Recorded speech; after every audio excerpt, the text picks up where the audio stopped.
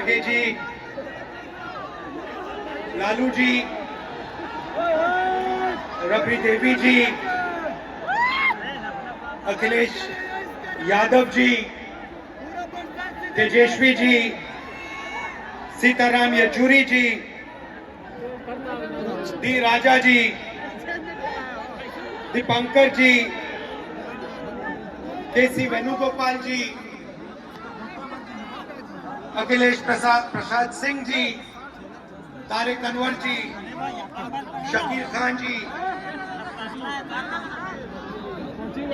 गठबंधन के वरिष्ठ नेता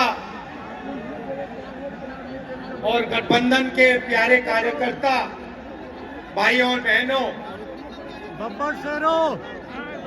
प्रेस के हमारे मित्रों, इतने मित्र नहीं है प्रेस वाले। आप सबका यहाँ बहुत बहुत स्वागत,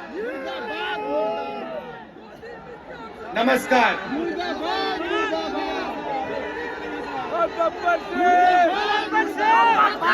देश में जब भी बदलाव आता है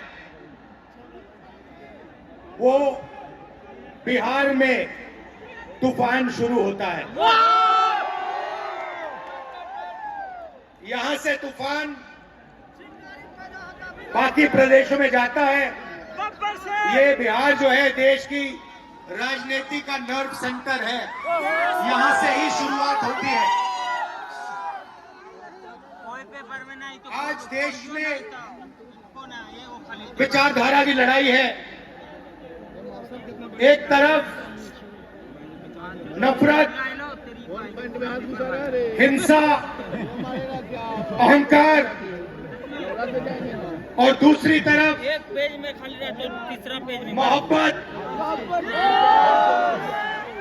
भाईचारा और एक दूसरे की इज्जत। जैसे मैंने यात्रा में कहा, अगर आप गठबंधन को समझना चाहते हो, एक लाइन में समझा जा सकता है, नफरत के बाजार में मोहब्बत की दुकान खोलते हैं।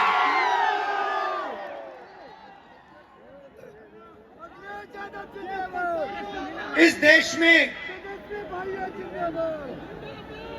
नफरत क्यों फैल रही है? ये नफरत का देश नहीं है, आप सब जानते हो। आपके दिल में, हिंदुस्तान के नागरिकों के दिल में नफरत नहीं है, मोहब्बत है, प्यार है, एक दूसरे का आदर है। तो सवाल उठता है कि इस देश में नफरत क्यों फैल रही है? भाई और बहनों, नफरत का सबसे बड़ा कारण बेरोजगारी, देश में अन्याय है। अन्याय, युवाओं के खिलाफ अन्याय, आप सबके खिलाफ अन्याय, किसानों के खिलाफ अन्याय, सामाजिक अन्याय, आर्थिक अन्याय। प्रधानमंत्री जी 2-3 बड़े अरबपतियों के लिए काम करते हैं, 2-3 लोगों के लिए काम करते हैं। उनका 16 लाख करोड़ रुपया प्रधानमंत्री ने पिछले 10 सालों में माफ किया है।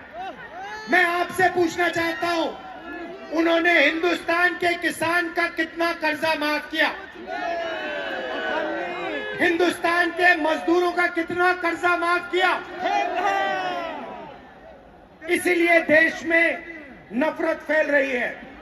40 साल से सबसे ज्यादा बेरोजगारी आज हिंदुस्तान में है। क्यों?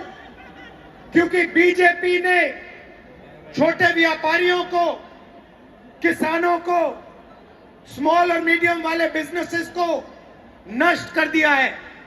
एक तरफ नोटबंदी की, दूसरी तरफ जीएसटी लागू की।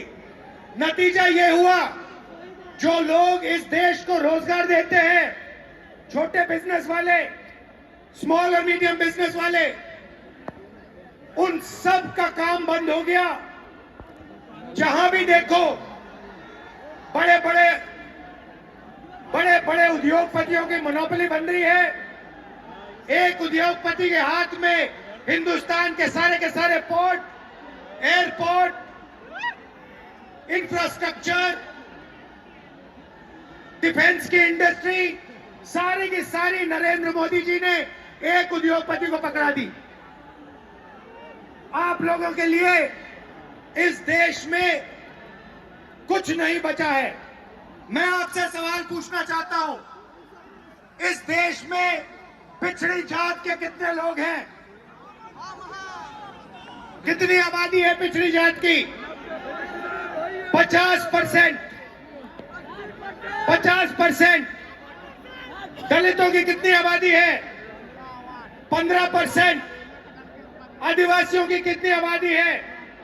8%। कितनी बनती है भाई? कितनी होती है?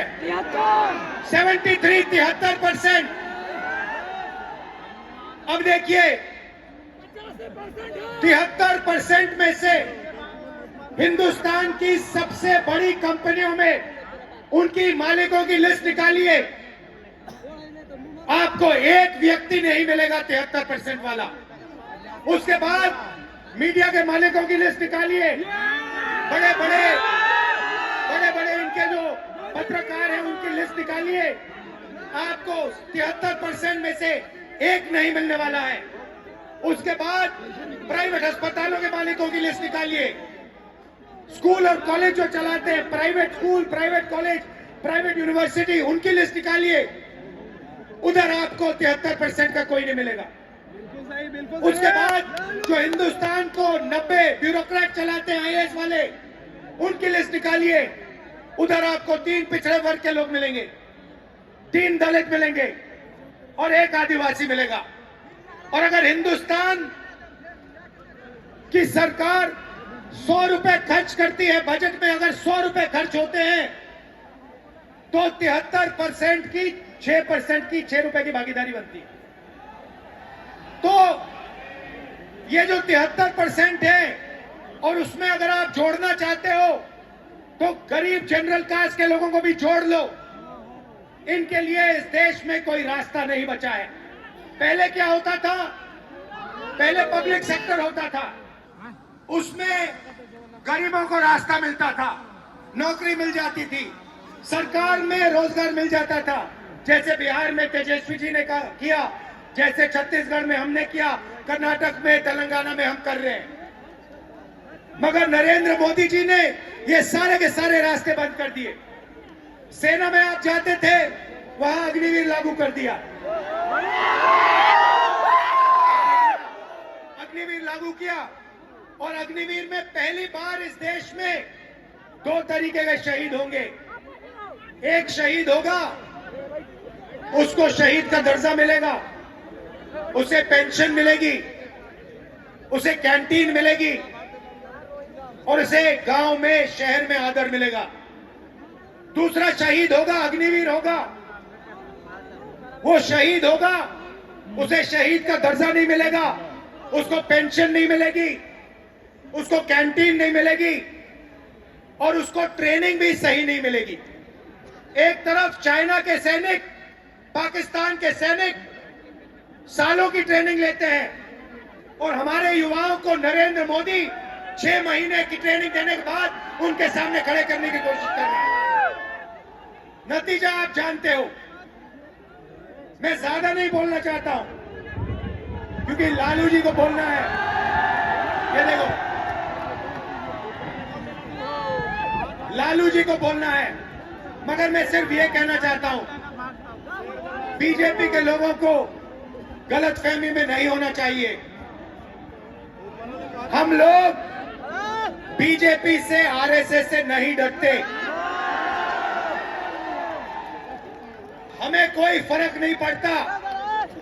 हम देश के लिए लड़ते हैं, हम देश के लिए मरने के लिए तैयार हैं और हम बीजेपी को, आरएसएस को यहां से हटा के इंडिया की सरकार बनाकर दिखाएंगे। आप सबका दिल से बहुत बहुत धन्यवाद। नमस्कार, जय हिंद।